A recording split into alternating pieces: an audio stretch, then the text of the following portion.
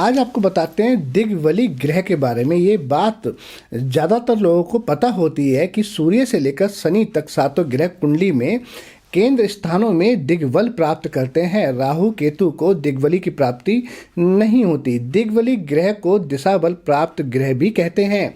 दिग्वली ग्रह राशिस्थ बल से अतिरिक्त बल प्राप्त करता है, लेकिन इसके पीछे का कारण है वो आपको बताते हैं कि दिग्बल क्या होता है। प्रथम भाव लगन में गुरु और बुध दिग्बल प्राप्त करते हैं। प्रथम भाव लग्न कुंडली का प्रातःकालीन भाव होता है, जिसको सुबह का समय बोलते हैं।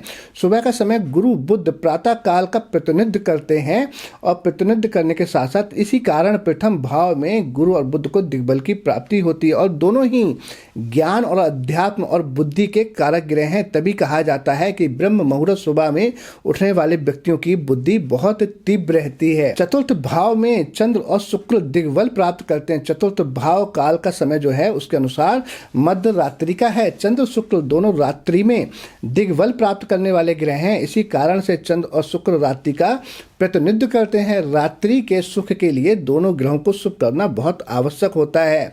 सप्तम भाव में शनि दिग्बल प्राप्त करते हैं। कारण सप्तम भाव कुंडली का संध्याकालीन भाव है। दिन ढलने के बाद संध्या के समय जब अंधेरा होना प्रारंभ हो जाता है, सूर्य और शनि इसलिए कहा जाता है कि दोनों के विचारों में असमानताएं हैं। सूर्य के अस्त होने के बाद शनि एक्टिव हो जाते हैं। शनि अंधेरे का प्रतिनिधित्व करते हैं और जिस कारण काल समय के अनुसार शनि को सप्तम भाव में दिग्बल की प्राप्ति होती है।